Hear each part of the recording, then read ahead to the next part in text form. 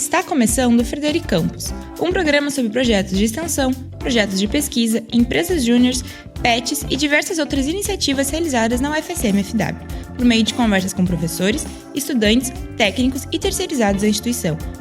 Para saber um pouco do que é feito no campus, o momento é agora.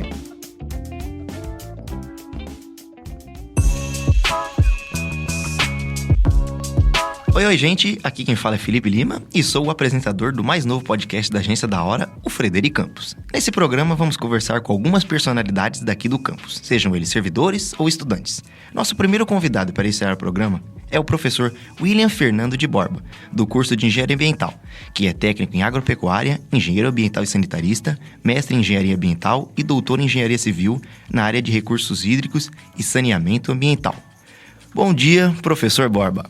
Bom, então, bom dia, Felipe. Bom dia a todos que nos ouvem, né? É uma grande satisfação poder estar aqui hoje contribuindo um pouquinho de alguns trabalhos que a gente realiza aqui no campus.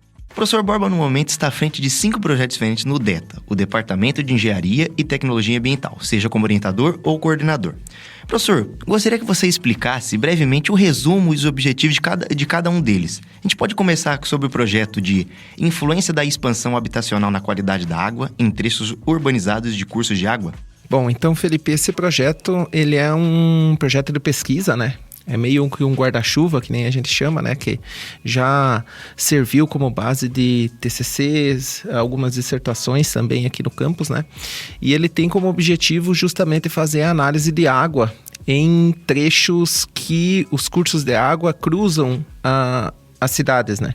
Então, vou dar um exemplo do Erval Seco, por exemplo, é onde a gente está desenvolvendo, nos últimos 3 anos, a gente faz o monitoramento. Então, a gente pega análises coleta a água, né?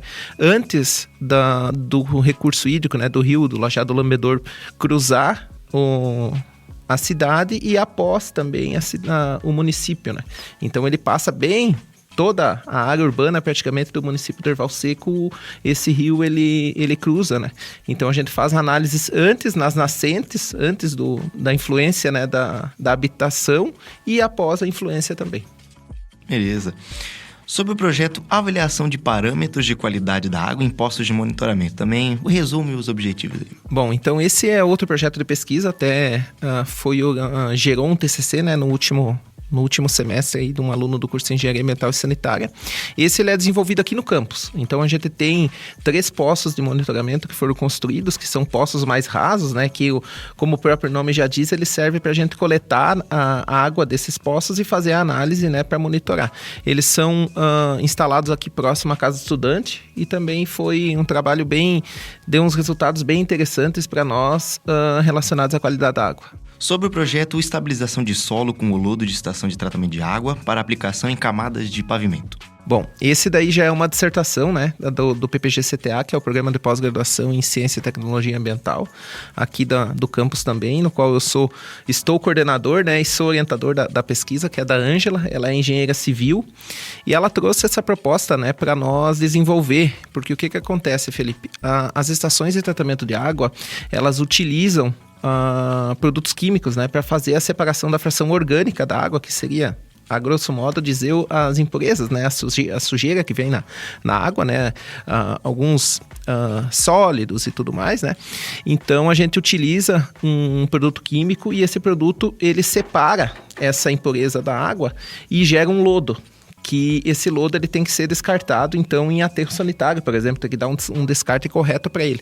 E o objetivo que a gente tem é utilizar, dentro das normas ambientais, né, esse lodo como base de pavimento e substituir um produto natural, como, por exemplo, a própria argila, que hoje é utilizada, né, o próprio solo, a gente é utilizado como base de pavimento. A gente vai tentar simular diferentes dosagens desse lodo para utilizar em pavimento. Aí seria um reaproveitamento do material. Tá certo. Sobre o projeto Utilização de Técnicas de Monitoramento em Atividades Potencialmente Contaminantes. Bom, esse também é um guarda-chuva, né? Que ele busca justamente fazer como se fosse um combo de tudo que eu te falei até agora, né? Então, a gente trabalha com monitoramento de poços, trabalha com atividades com potenciamento contaminantes. Hoje a gente está trabalhando bem forte com aplicação de dejeto suíno em colunas de solo, por exemplo, para ver a lixiviação dos contaminantes no solo, se tem, se não tem, qual a melhor dosagem de aplicação desse contaminante, fármacos, medicamentos veterinários, metais, enfim. Então, ele é novo, né? Acho que foi registrado esse ano, mas ele vai funcionar assim como um guarda-chuva para as próximas dissertações e pesquisas, que é a área que eu atuo, né? No PPG-CTA, que é a parte de monitoramento ambiental. As dissertações, então, a gente vai tentar encaixar elas todas junto nesse projeto. Tá certo.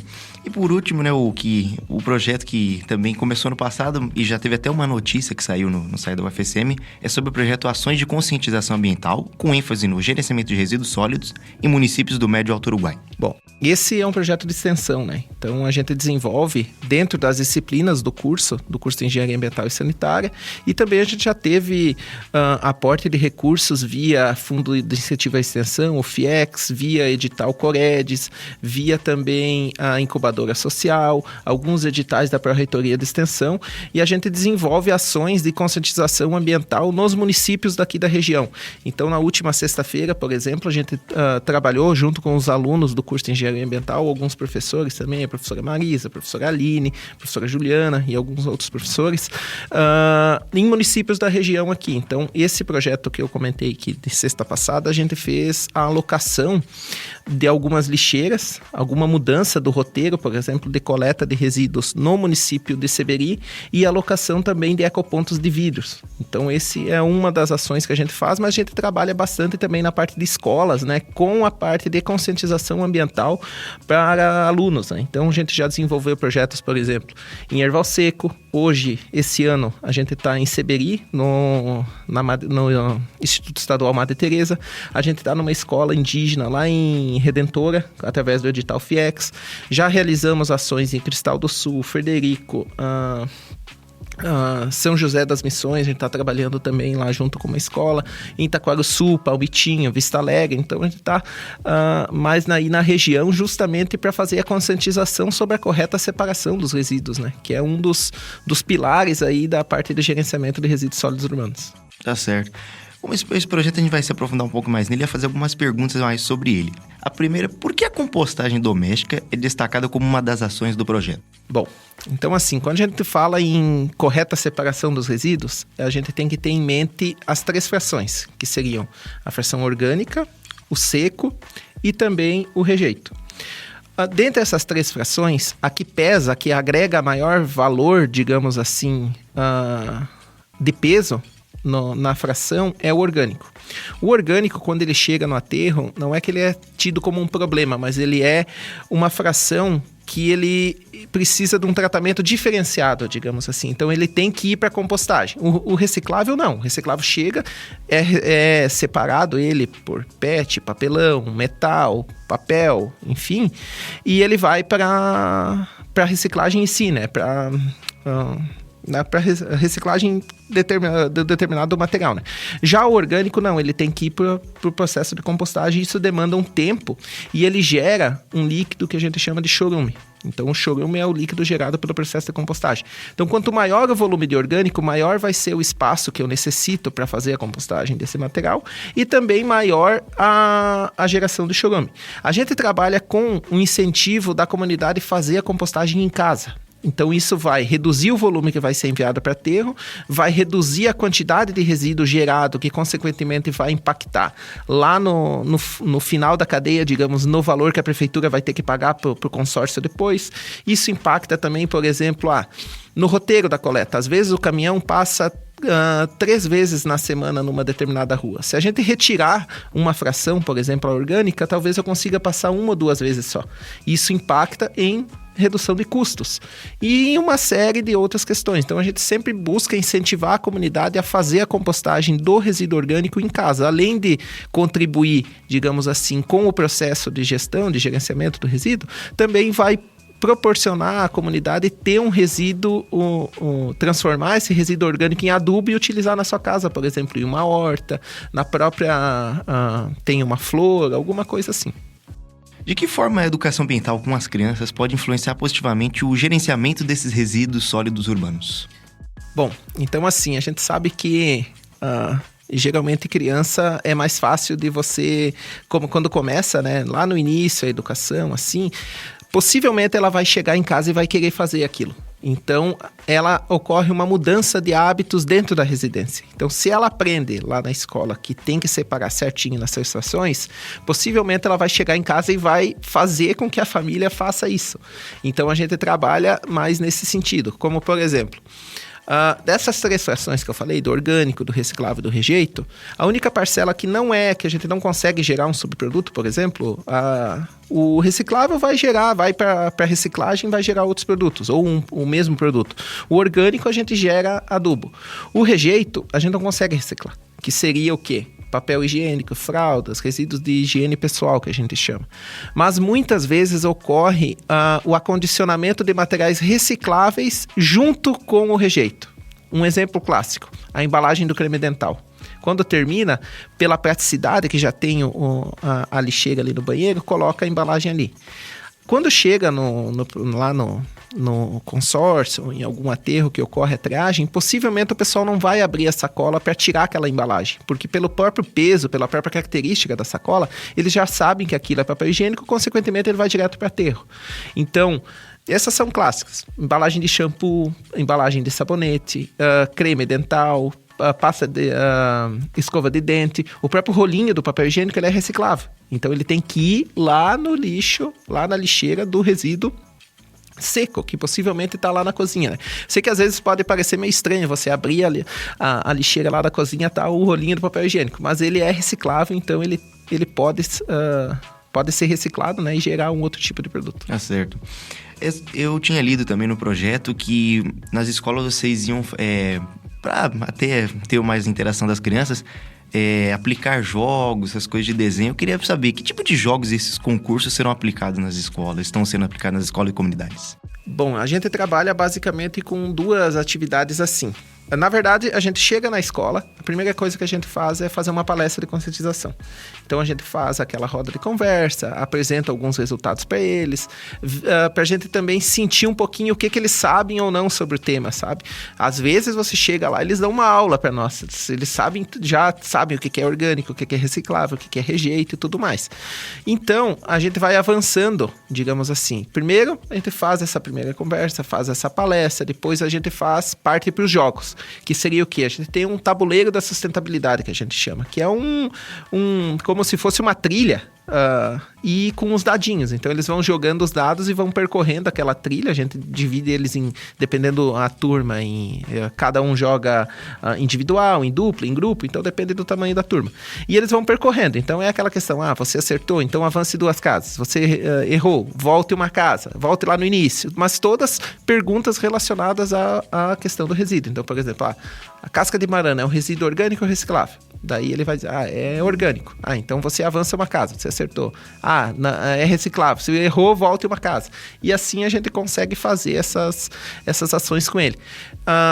Um grande parceiro que a gente tem nessa atividade é a Tetra Pak. Então a Tetra Pak é uma empresa que fabrica embalagens longa-vida, que é caixinha de leite, leite condensado, suco, creme de leite, enfim, essas embalagens cartonadas, acho que é que chama, né?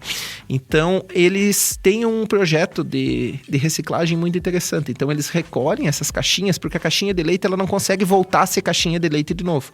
Então, eles têm que gerar subprodutos, por exemplo. Com a embalagem de fora, o papel de fora, eles geram cadernos. Com as outras embalagens, a tampa, por exemplo, eles geram prancheta, pastinha, enfim. E todo ano a gente solicita para eles mandam esse material e a gente distribui nas escolas, né? Para os alunos. Então é uma forma deles ver também que, na maioria das vezes, olha assim, do que é feito isso? Aí a gente diz, começa com a dica, né? Tem na geladeira. Ah, mas o que é? Aí, mistura com café, daí caixinha de leite. Daí eles ficam assim, a gente consegue envolver eles e eles vê a importância de separar corretamente, por exemplo. Se eu coloco a caixinha de leite separada, já certinha, possivelmente ela vai chegar lá no final da cadeia e vai conseguir ser reciclado.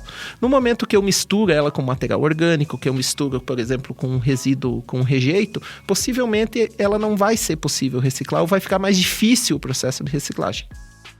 Quais ferramentas serão utilizadas para avaliar a efetividade dessas ações? Bom, então a gente trabalha, voltando um pouquinho anteriormente, faltou o concurso, né? O concurso de desenho que a gente faz é a última etapa do projeto, que seria... A gente distribui para eles, né? Disponibiliza uma folha A4 e eles têm o dever de desenhar o que eles entendem por meio ambiente.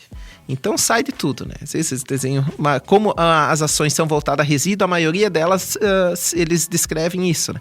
Mas saem inúmeros desenhos. E depois a gente faz o concurso de desenho. Então pede para eles colocar o nomezinho atrás do desenho, a gente plastifica ele, enumera e faz um QR Code e deixa disponível aqui na universidade, leva lá na escola, leva na prefeitura. E lá em dezembro, antes do final do semestre, a gente faz o concurso em si, né? Que daí, no dia lá, a gente apresenta os resultados que a gente teve no projeto, quais que foram as atividades envolvidas. Apresenta um diagnóstico do município, então ele tem alguns dados assim relacionados à geração que a gente consegue junto aos SIGRs, aberto à comunidade. E daí a gente faz a premiação. Geralmente, quando depende do número de alunos, os 4 ou 5 de cada turma, que são os mais votados dos desenhos, né? A gente premia eles no dia. Quais indicadores serão utilizados para medir o engajamento da comunidade nessa questão da separação?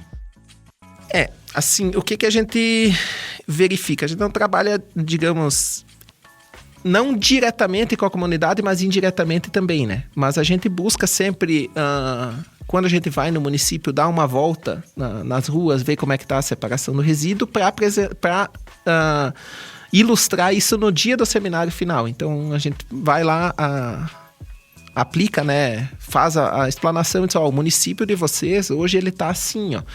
Talvez se a comunidade ou através da administração pudesse ajustar alguma coisa mais nesse sentido, naquele outro. Mostra a questão dos valores, então quanto o município gasta por mês com o resíduo. A gente instala ecopontos, por exemplo, de coleta de óleo também, que hoje a gente tem um projeto relacionado a isso. Então coleta óleo de cozinha usado e disponibiliza sabão para a escola. A gente instala ecopontos de pilhas também. Então, tudo isso a gente vê assim como uns indicadores, porque depois a gente consegue ver. A gente instalou o ecoponto essa semana, dali 15 dias, pode vir buscar que tem bastante óleo. Então, funciona como um indicador, sabe, do engajamento da comunidade relacionada ao tema. Tá certo. Quais vão ser, que você acha que vão ser os maiores desafios previstos para alcançar a participação da comunidade, ativa mesmo na comunidade? Bom, a educação ambiental, a gente sempre frisa que ela é um trabalho contínuo. Então não adianta você ir lá esse ano fazer todas essas ações que a gente fizesse se ela não tiver sequência, seja dentro da escola, seja no âmbito do município. Então a gente sempre se dispõe a desenvolver, a seguir com as atividades, né? Claro que às vezes não é possível, por exemplo, estou trabalhando esse ano em Seberi na escola, ano que vem fazer a mesma atividade na escola. Então a gente sempre tenta ir para lugares diferentes até para conseguir, digamos assim, abranger uma maior quantidade de pessoas, né? Mas a gente sempre se dispõe a voltar e fazer algumas ações pontuais. Por exemplo, a gente quer organizar um dia de coleta de vidro. A gente disponibiliza, às vezes, a própria estrutura do curso com alunos, a gente vai lá, faz distribuição de folders, participa do dia da coleta, ajuda na divulgação, ajuda na confecção de cards, enfim. Então, o maior desafio que eu vejo é conseguir conscientizar a comunidade para que isso se torne rotina dentro da residência. Sobre a parceria com as escolas, você tinha falado algumas, eu gostaria de saber exatamente quantas parcerias com escolas, secretarias municipais ou outras instituições tem, e se tem também a pretensão de expandir também para mais escolas, mais secretarias, essas coisas. Agora tu me pegou. O número exato eu não sei. Eu sei te dizer assim, por exemplo, vamos começar de lá para cá. Palmitinho, a gente fez em 2 escolas. Vista Alegre, a gente fez em 2 escolas. Acho que foi 2, 1 ou 2. Taquarussu, a gente fez em 2. Frederico, eu acho que já foi feito em 3. Cristal do Sul a gente fez em 2. Seberi a gente fez em 4. E Erval Seco a gente fez em 3. Mais ou menos assim. Agora, número de alunos, a gente até tem um artigo publicado. Eu não sei te dizer exatamente, mas é muito aluno. Eu acredito que assim, por cima, uns 4.000 alunos a gente já fez essa ação. Entre todos, desde o prezinho até o ensino médio. Porque assim, quando a gente chega na escola, por exemplo, a gente primeiro tenta organizar, até porque tem que ter uma carta de aceite, né? É uma exigência dos editais, com qual séries a gente vai trabalhar. Às vezes, pela própria rotina da escola e tudo mais, a gente aprende mais. Vamos trabalhar com o 1º ao 5º. E daí, numa outra oportunidade, trabalhamos com os demais. Mas também teve escolas que a gente chegou e trabalhou desde o prézinho até o 3º ano do ensino médio. Então, isso demanda tempo para nós, para a equipe, né? E também tempo para a escola. Então, por exemplo, Seberi, uma escola lá tem 500 alunos. A gente trabalhou com uns 500. E assim sucessivamente, né? Então, a gente tem essa flexibilidade, digamos assim, e também a própria escola, ela organiza conforme melhor ela se adequa, né? Mas foi todas essas escolas e ano que vem já surgiu a demanda para fazer em São José das Missões, então a gente vai estar possivelmente submetendo o projeto ou FIEX ou Coredes para essa escola, e aonde surgir demanda a gente se organiza e vai. Professor, nós já estamos chegando aqui no fim e eu queria agradecer a sua presença. Muito obrigado, professor. Não, eu que agradeço já a toda a equipe, né, através do professor também que nos convidou, né, para fazer. Passamos por alguns percalços de agenda, né, até fechar o dia certinho, mas que bom que deu certo. E só deixar uma mensagem, né, eu sempre friso aonde a gente vai trabalhar, até na sala de aula com os alunos, que a separação ela é muito importante. Por quê? Porque é dentro de casa que a gente consegue separar certinho e fazer com que a etapa chegue até o final certo. Claro que isso depende de um roteiro de coleta eficiente, depende de outras coisas. Mas não adianta eu ter um roteiro eficiente que tenha a coleta seletiva em dias alternados se eu coloco o resíduo misturado em casa. Então a gente sempre trabalha com esses 3 eixos. É a separação, a coleta e também o recolhimento e, consequentemente, levar até a estação, né, de triagem e compostagem. Então, a gente sempre frisa que se tiver tudo separadinho dentro de casa, já é meio caminho andado. Então, a gente busca sempre conscientizar, mostrar a importância da separação e o que ela vai gerar no final da cadeia. Esse foi o professor William Fernando de Borba, professor do curso de Engenharia Ambiental, orientador e coordenador de vários projetos do DETA, e o primeiro convidado do Frederic Campos. Eu sou Felipe Lima e me despeço. Até mais. Esse foi o Frederic Campos, um programa sobre projetos de extensão, projetos de pesquisa, empresas júniores, PETs e diversas outras iniciativas realizadas na UFSM-FW.